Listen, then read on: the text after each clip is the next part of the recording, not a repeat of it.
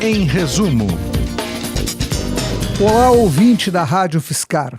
Começa agora a mais uma edição do programa Em Resumo, um programa criado e produzido pela equipe da Rádio Fiscar e que tem como objetivo discutir, conhecer as pesquisas que são desenvolvidas nas universidades aqui de São Carlos e da região e de que forma essas pesquisas acabam sendo importantes para a vida cotidiana dos cidadãos e das cidadãs.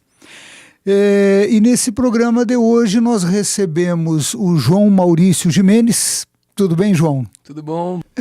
O João é psicólogo formado aqui pela Universidade Federal de São Carlos e atualmente faz mestrado em psicologia na USP de Ribeirão, é isso? Isso.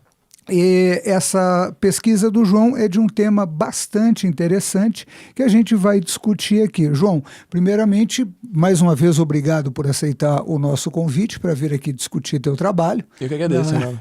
E vamos começar com as perguntas, então. O tema que nos traz aqui a discussão hoje é a questão da política da redução de danos e as alternativas existentes no Brasil para o problema do uso abusivo de substâncias psicoativas. João, a primeira coisa que eu gostaria de perguntar é o seguinte: o que é a política de redução de danos, como ela começa no Brasil, enfim, o que significa essa política no contexto geral da política sobre drogas no Brasil? Certo. Bom, a redução de danos, se a gente levar em conta a descrição que a Aborda, a Associação Brasileira dá, tem a ver com uma lógica de respeito ao usuário, na qual,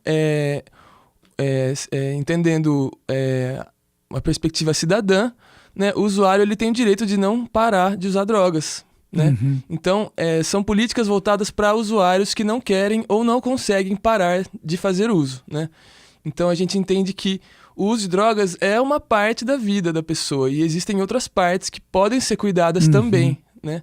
Então, não é porque a pessoa faz algum tipo de uso danoso que ela, né, não merece ou não deva receber os cuidados de saúde que a gente tem disponíveis aqui publicamente, né? CAPS-AD, consultório na rua, enfim, uma série de serviços aí que vão poder cuidar da saúde dessas pessoas sem forçá-las a nada, né? Perfeito. Deixa eu só perguntar, inclusive, por esclarecimento a quem nos acompanha.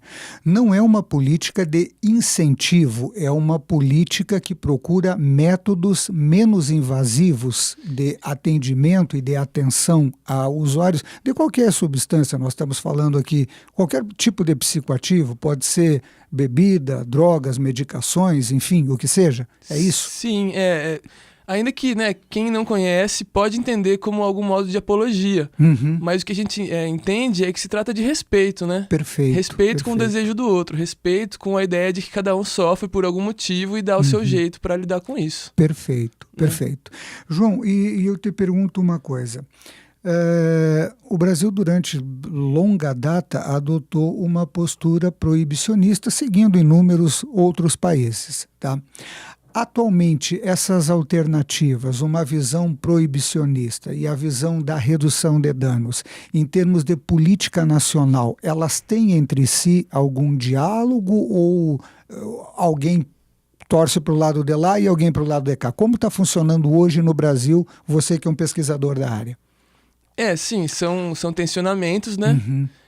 Muito da lógica de mercado envolvida nisso, pensando inclusive na questão de internações, né, que historicamente rendem lucratividade, né, para empresas que fazem internações, né, desde comunidades religiosas que recebem incentivo, até comunidades terapêuticas que recebem muito dinheiro para internar essas pessoas. Certo. Né, se a gente pensar a lógica da redução de danos aqui no Brasil como uma política, ela veio depois de uma experiência que aconteceu lá em Santos, né, que foi a primeira experiência que inclusive trouxe até problemas legais para os profissionais de saúde que executaram a ação e que tinham a ver com chegar até os usuários que não iam até o serviço.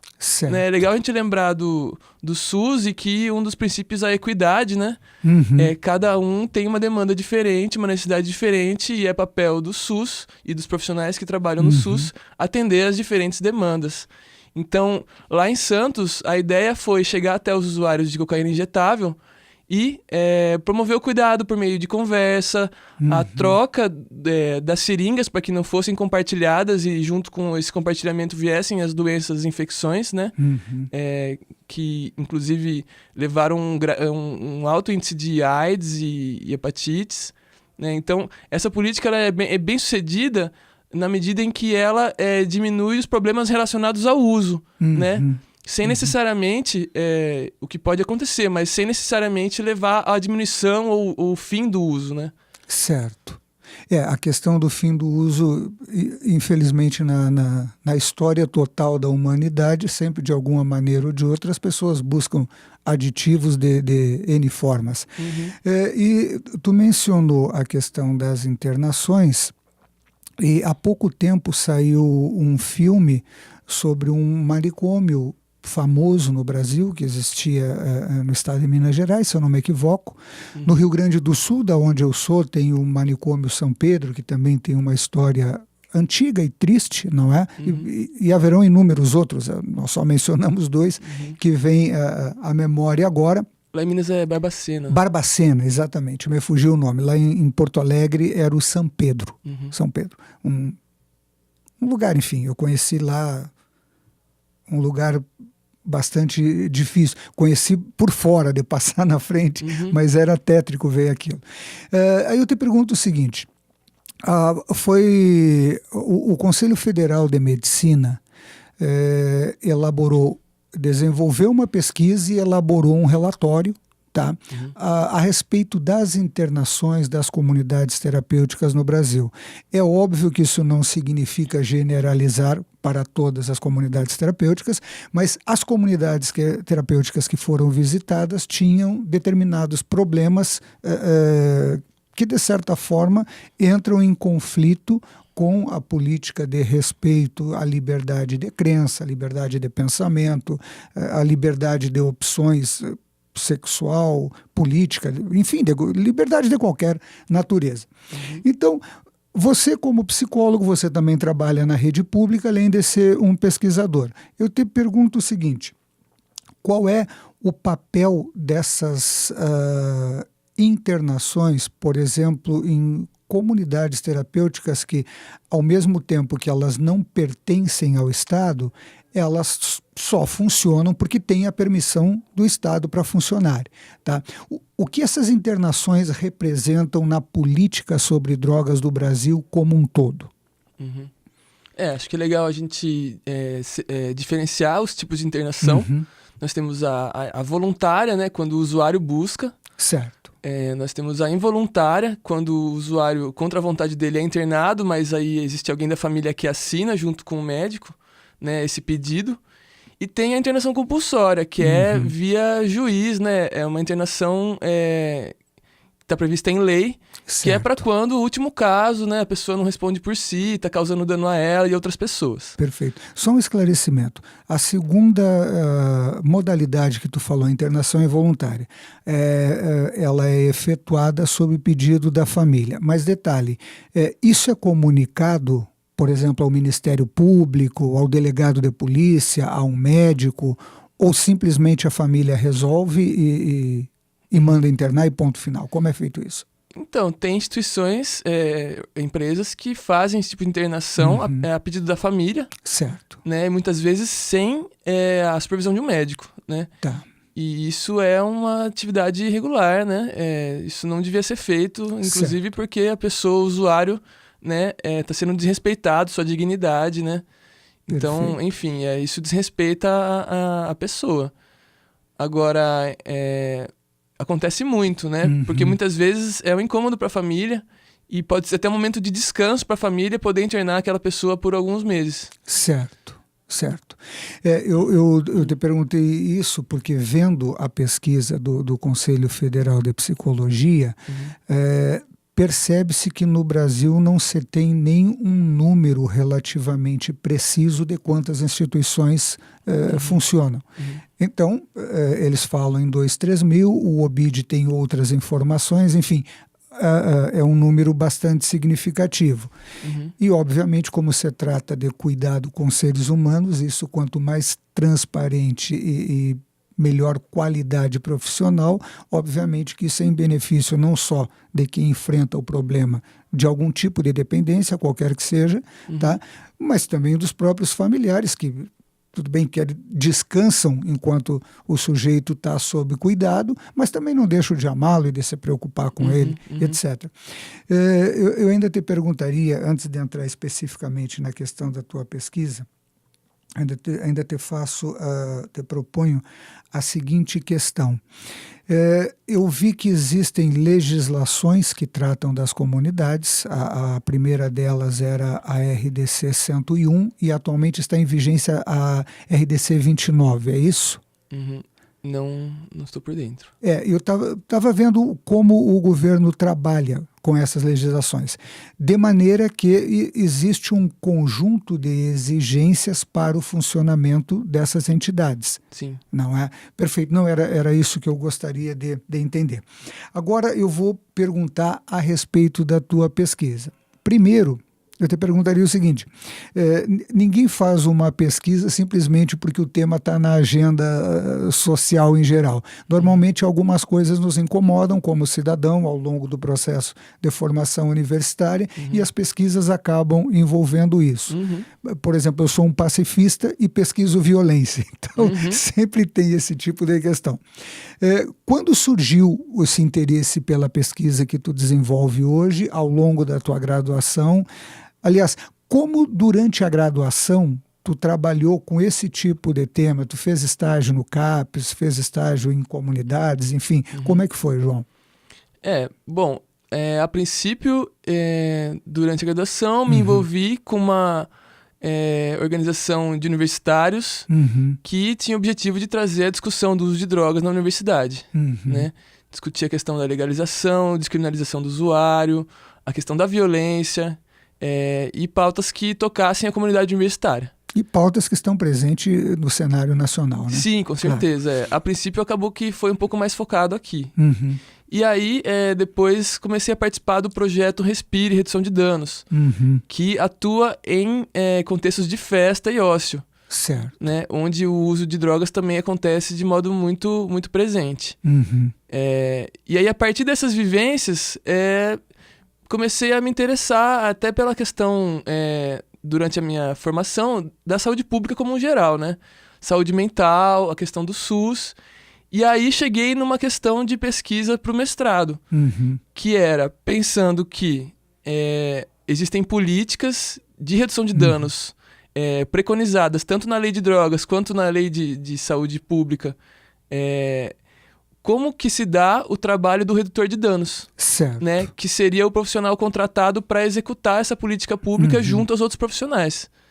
Então, a gente encontra... Só um detalhe, esse profissional significa o psicólogo, o enfermeiro, o terapeuta ocupacional, ou não necessariamente pode ser alguém vindo de uma outra formação, por exemplo? Sim, nós temos pessoas contratadas como redutor de danos, desde profissionais do CAPES, formados em psicologia, enfim, em enfermagem, quanto profissionais de nível médio, agentes comunitários, né, que atuam em serviços de atenção básica, como o consultório na rua, por exemplo. Perfeito.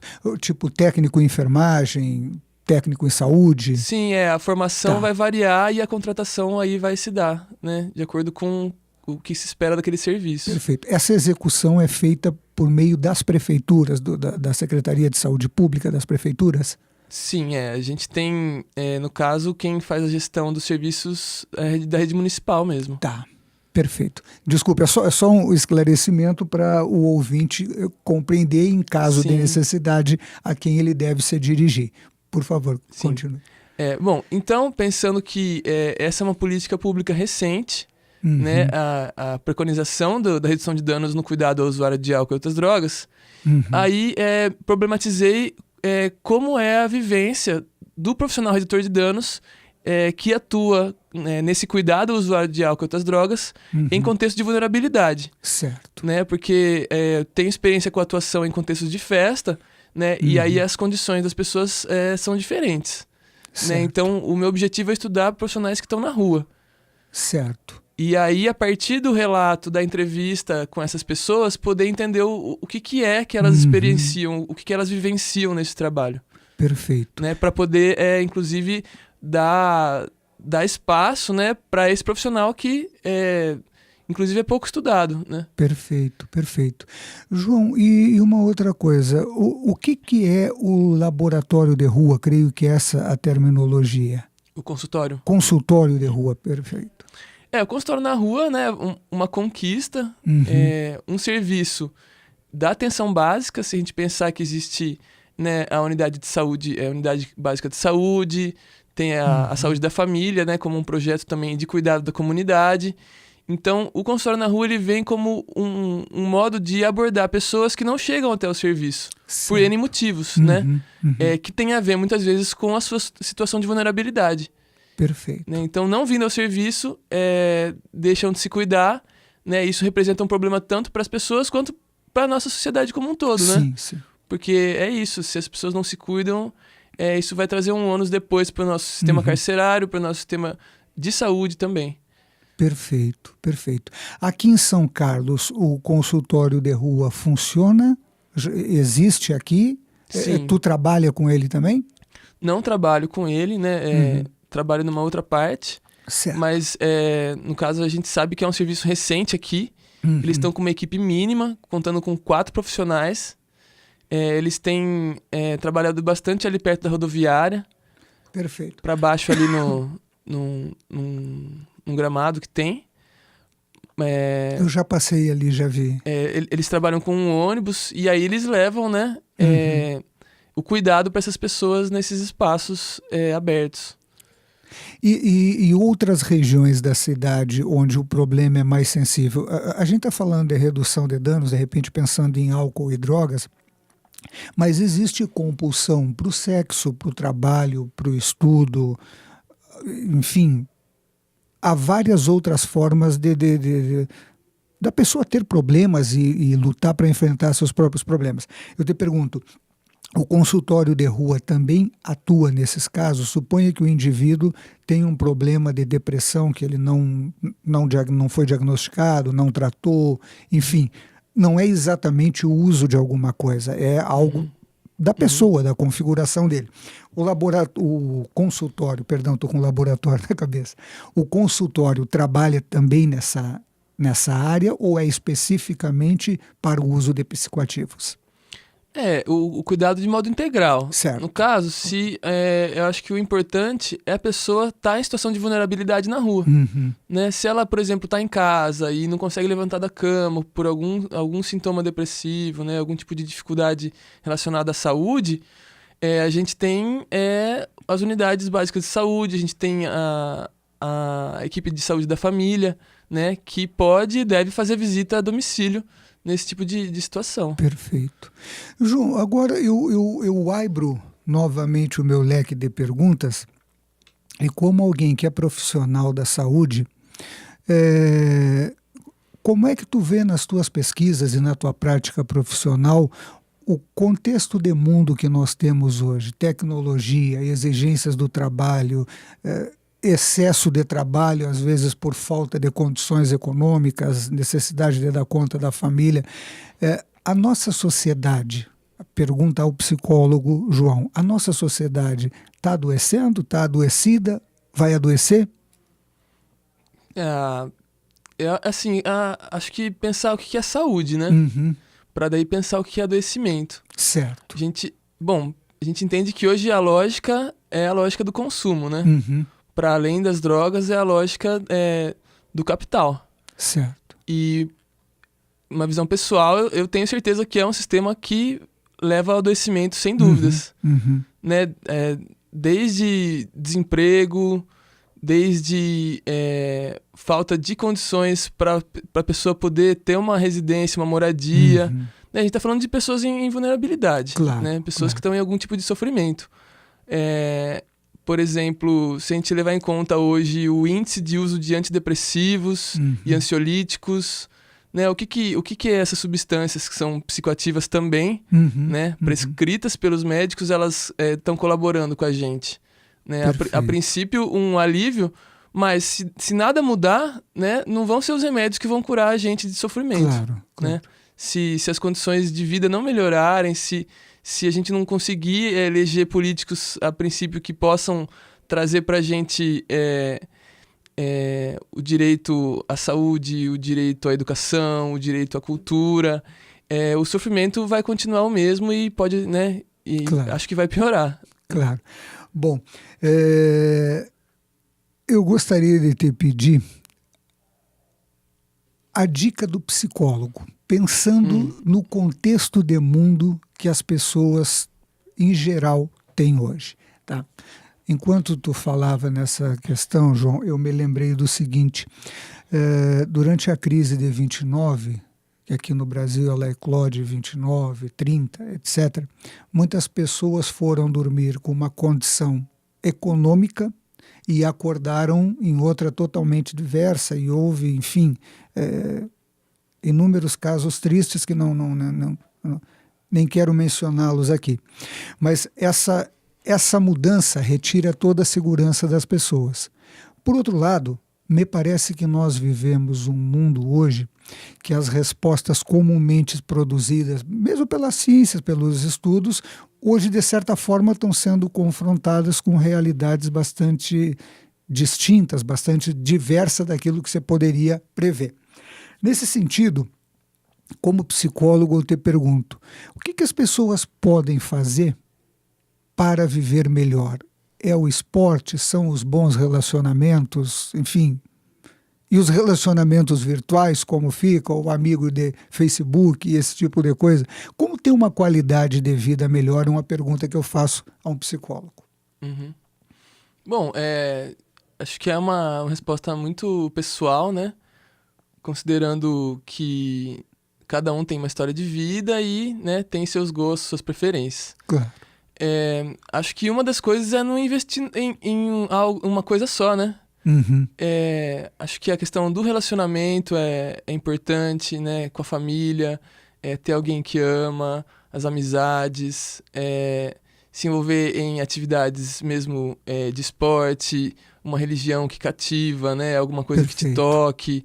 Porque é isso, muitas vezes o problema relacionado ao abuso de substâncias psicoativas está relacionado à falta de satisfação, né? Na vida. Perfeito. Na vida, né? Uhum. E isso se dá em diversos lugares, e cada droga vai, às vezes, alimentar de um jeito diferente, né? A existência das pessoas. E a gente pode falar tanto do álcool, que é tão comum, né? Uhum. Do cigarro, que tá aí também legalmente disponível. E as drogas ilegais que acabam colocando essas pessoas que fazem uso dessas substâncias aí um pouco num patamar diferente, né? Moralmente discriminado, Claro. né? Legalmente com problemas, de repente, com a polícia, né? Perfeito. Falando um pouco, então, que as drogas elas estão disponíveis na sociedade para satisfação e a gente tem que saber lidar com elas, né? Perfeito. Perfeito. Muito bom. Eu te agradeço mais uma vez por poder bater esse papo, não é? Eu encerro agora a mais esta edição do programa Em Resumo. Se você quiser assistir novamente esse programa, basta digitar no teu computador www.radio.fiscar.br, vai na aba Podcasts, Programas em Resumo. Lá nos podcasts você encontra toda a programação da Rádio Fiscar disponibilizada para o ouvinte. E sugiro também, para quem ainda não usa, faça uso do nosso aplicativo, porque com o aplicativo você pode concorrer a sorteios de ingresso para show, eventos culturais e etc., como forma de tornar a cultura um dos elementos mais presentes na vida das cidadãs e dos cidadãos. Um grande abraço e até a próxima edição. 95,3 FM.